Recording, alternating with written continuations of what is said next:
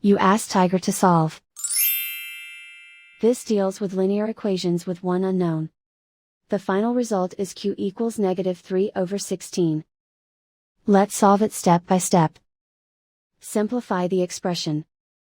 Expand the parentheses. Multiply the coefficients. Simplify the arithmetic. Group like terms. Simplify the arithmetic. Group all constants on the right side of the equation. Add 6 to both sides. Simplify the arithmetic.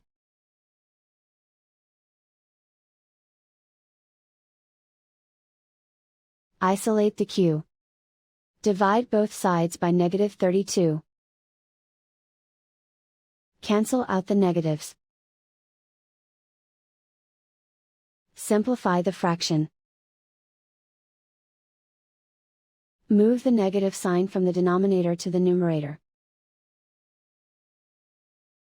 Find the greatest common factor of the numerator and denominator. Factor out and cancel the greatest common factor. And so the final result is q equals -3/16.